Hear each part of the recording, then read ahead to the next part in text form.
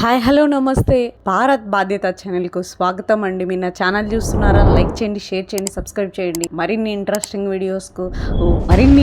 Videos నేను చేసి మీ ముందు ఉంచుతాను. భువనేశ్వర్లో ఈరోజు ప్రధాని మోడీ గారి స్పీచ్ అందరినీ షాక్ గురి చేసింది. ట్రంప్ను తిరస్కరించింది. డీటెయిల్గా ఎక్స్ప్లెయిన్ చేశారు మోడీ గారు. ఈరోజు మీటింగ్ లో ట్రంప్ నన్ను ఇన్వైట్ చేశాడు వైట్ హౌస్కి వచ్చి లంచ్ చేసి వెళ్ళమని, కానీ నేను తిరస్కరించాను. నేను కెనడాకు G7 మీటింగ్కి వెళ్ళినప్పుడు ట్రంప్ నాకు కాల్ చేసి వైట్ హౌస్కు ఇన్వైట్ చేశాడు లంచ్కు, కానీ నేను ఒడిస్సాలో జరిగే జగన్నాథుని రథోత్సవానికి నేను పాల్గొనాలి, జగన్నాథుని దర్శనాన్ని నేను పొందాలి, అందుకు నేను రాలేనని మంచిగా సమాధానం ఇచ్చాడు మోడీ గారు. 2 दिन पहले मैं कनाडा में G7 समिट के लिए वहां था और अमेरिका के राष्ट्रपति ट्रंप ने मुझे फोन किया. उन्होंने कहा कि अब कनाडा तो आए ही हैं तो वाशिंगटन होकर के जाइए, साथ में खाना खाएंगे, बातें करेंगे. उन्होंने बड़े आग्रह से निमंत्रण दिया. मैंने अमेरिका के राष्ट्रपति को कहा कि आपका निमंत्रण के लिए धन्यवाद,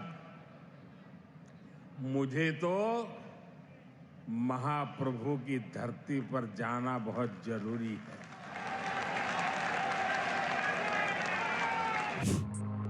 మనం G20లో మెంబర్స్, కానీ మనల్ని గతం 7 ఏళ్ల నుంచి G7 ఎక్కడ హోస్ట్ చేస్తున్నా ఆ ప్రతి కంట్రీ కూడా పిలిచడం జరుగుతూ ఉంది. అలానే ఈసారి కెనడా కూడా హోస్ట్ చేసింది. కెనడా ప్రధాని కూడా పిలిచడం జరిగింది. కెనడా ప్రైమ్ మినిస్టర్ మార్క్ క్యారీన్ ని మీట్ కావడం జరిగింది. మంచి డీల్స్ జరిగాయి, ట్రేడ్ డీల్స్ కానివ్వండి. గతంలో ఎంబసీ మీద అటువంటి ఏవైతే ప్రాబ్లమ్స్ ఉన్నాయో ఆ ప్రాబ్లమ్స్ అన్ని సార్ట్ అవుట్ చేసేసారు. ఈ కెనడా మీటింగ్ లో చాలా మంచిగా జరిగిందని చెప్పుకోవచ్చు. అన్ని దేశాలు కూడా మోడీ గారిని కలవడమే ఒక సంతోషం అన్నట్లు జర్మనీ ప్రైమ్ మినిస్టర్ కానివ్వండి చెప్పడము, అట్లాంటి ఒక గ్రేట్ పర్సన్ మీట్ అవుతున్నామని చెప్పడం కానివ్వండి, మంచి మంచి డీల్స్ జరగడం జరిగింది కెనడాలో. మోడీ గారు తీసుకున్న ప్రతి డిసిషన్ కూడా ఒక అద్భుతమే. మోడీ గారు ట్రంప్కే నువ్వు చెప్పగలిగేంత సత్తా ఉన్న మనిషి అనేది అందరికీ తెలుసు. గతంలో కూడా బెస్ట్ ఎవరు